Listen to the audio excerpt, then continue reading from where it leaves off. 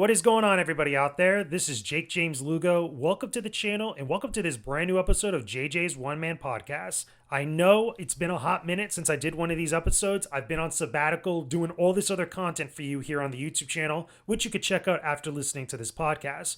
But here's what brought me out of my sabbatical, which was some stuff that I saw on G4 today, right? A lot of you know that I watch a lot of content on the internet. I follow just about everybody else's content within the gaming space to stay in the know and to stay informed. And I came across G4's review of Kingdom Hearts 3, which is fine. Again, I've reviewed the game twice practically in my entire career since it came out, and I have a lot of different feelings about it and my own criticisms as well. But I was watching G4's video review of this. It's with Adam Sessler as well as a bunch of the other people that work over there at G4, including Gerard, the completionist. And here's my problem with it. I felt that this review was very, very unfair. Very, very poorly done and very almost disingenuous to a point. Now, granted, let's be real and let's be honest here. Like any other review out there from anybody else, whether they're a content creator or a media person, it's their review, it's their opinion. Adam's entitled to his opinion. Adam's been an OG in the media space when it comes to covering games for many years. Again, I've looked up to Adam as someone that I looked up to as far as covering games and how it's done, especially on TV. But I felt this was a dud by him. I felt this was a very big misstep, and I felt that this was a very poor review of a game that's the third entry slash like 10th or 11th entry of a series that's been going on for a long time. And my main issue is that I felt like Adam pretty much approached this game with a very, very bad perspective and a very bad mindset. Now, it's known for years since he was on Xplay, and I think even on Extended Play, but I'm pretty sure just Xplay, that he doesn't like the Kingdom Hearts series. I think he did the first two game reviews with Morgan Webb back in the day. I'm pretty sure I would have to go back and watch those episodes, but he doesn't like Kingdom Hearts. He actually hasn't played the majority of the games that have come out since those first two games came out. Now, there's nothing wrong with that. There's nothing inherently bad about that. I mean, of course, there are plenty of other games with sequels that people have never played the previous games. I think that it's a big aid to you and it's a big asset to go back and play those previous games, especially if you're going to review a brand new game, new quote-unquote game, that's a sequel or pretty much the third mainline entry of this series. However, he didn't do so. And while that's not bad, I think it would have informed him better. I think he would have approached the game a little bit better for the review. But more importantly than that, that's not the thing that got me like really bent out of shape about this.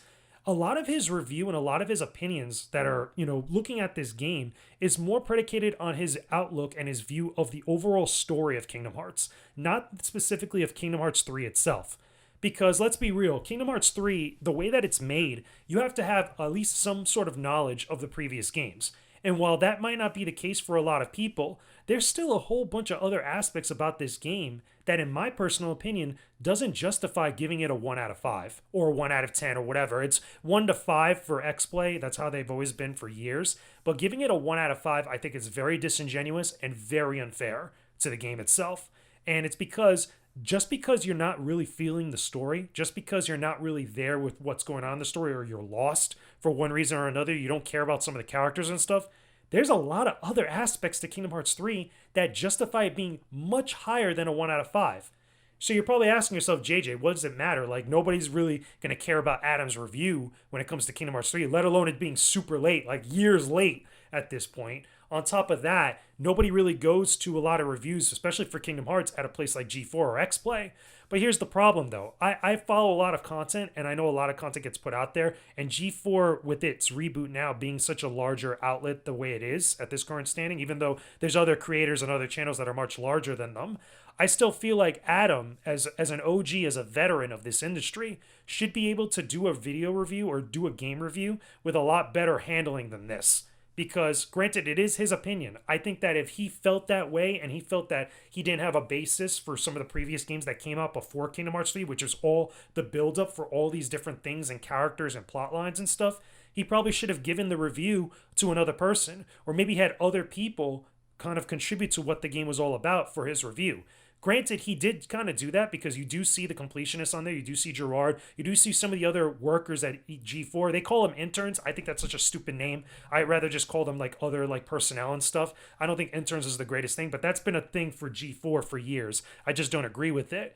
but some of the other people there that feel differently than Adam. But I don't even think that the people that they had on there, the guy dressed up as Sora with the crazy hair and stuff, I don't think those were really the people that Adam should have been sitting across to talk about this game with. Because I feel like they didn't really kind of make a harsher argument or a better argument in favor of this game. But on top of that, I don't think anybody there really called out Adam, at least in a better capacity for how he approached reviewing this game and playing it. Because look, I get it. He did say that there was a couple worlds that he enjoyed, like the Toy Story worlds and stuff.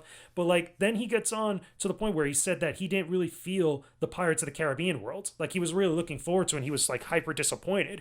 And my question is why? How are you hyper disappointed? Like I didn't feel any of the reasoning that he and some of the other people gave for some of the shortcomings of the game really justified his score. I felt like he just didn't give it enough due diligence. I felt like he just didn't sit down with it enough and really look at all the aspects that this game has to offer. Because personally for me, again, you could go find this in my own written review that I've done of the Kingdom Hearts 3. You could even see this on the video review I have on this channel right now. You could look it up. It's in a playlist for Kingdom Hearts games. And you could actually see, while I do criticize the game a lot for its story beats, I praise it a lot for its gameplay characteristics, a lot of its aspects, not only in the way that it controls and some of the different systems you have at play for the real-time combat, but also the visuals and the music and all these other aspects that I felt were not really touched on in the Xplay review, in the G4 review by Adam. And it was just almost like it felt like it was ignored completely. And the other thing too, which I should mention, even though it really shouldn't be like harped on too much, their reviews, or this review in particular, I felt like was way too dragged out on stuff that had nothing to do with the game itself. Like, granted, obviously, I've even done this in my own video reviews. We have to give a little background and maybe a little bit of history for some of the games that you talk about. You could see that in all my reviews practically. But it was practically almost 2 minutes or so, if not longer, where it was harping on not only how convoluted the Kingdom Hearts story can be, like as far as a series, but also Adam's own personal view about other games that weren't Kingdom Hearts 3. So my question is like, there's nothing wrong with that stuff, but why have that in a review about Kingdom Hearts 3? Maybe it's for watch time. Maybe it's just to keep things kind of like all in one spot about Kingdom Hearts. Maybe it's just to get at some of the fans out there and get people talking about it. I don't know. But I will tell you right now, as someone that also reviews games and has been put out there constantly for reviewing games, especially the Kingdom Hearts series, you guys know I reviewed just about every Kingdom Hearts game, if not in video form, in written form. And I could tell you right now that this was not the way. This was not good. This was not a well-handled review. And I feel like if they could have had other people to give this game due diligence, Adam should have gone with some of those other people. It just does not feel right to me. Again, I'm not saying Kingdom Hearts 3 is perfect. I have my own criticisms of it, especially about the story and especially about the lack of Final Fantasy characters in the original game before the DLC. By the way, that's the other thing too. I don't remember them mentioning anything about the Remind DLC for Kingdom Hearts 3. If I'm wrong about that, let me know in the comments down below. But I watched this review twice, and I didn't see anything like that. Maybe they mentioned it in passing, but I was like, nobody's going to talk about the fact that the Final Fantasy characters show up later on. Like, nobody's going to talk about any of the other stuff involved with this game besides the story. That if you're not feeling that, I get it. But this game is like 20, 30 plus hours maybe, and there's all these other things that you're looking at. You're looking at these visuals and stuff. You're hearing this music. You're playing this game. What about the summons? What about all these other things? And it's just like, it baffles me that you could come to the conclusion that that game is a 1 out of 5. It just really rubbed me the wrong way because I know that that game is not that terrible. Even if you hate Kingdom Hearts, even if you are someone that just dislikes the series as a whole like Adam does, you have to acknowledge that at least in some aspect, the games themselves are well designed, not only with their presentation, but also in the way they feel to play. And to me, when you look at review scores, and again, I'm going by the Xplay and G4 review scale here, so it's 1 to 5. To me, a 1 out of 5 game is a game that is borderline unplayable. A game that is borderline like just unattainable. Like it's just not good. It's not great to spend your time with. And I felt like Adam was trying to convey that, but was just doing it very poorly. And I don't think he justified it. I don't think that he was right on there.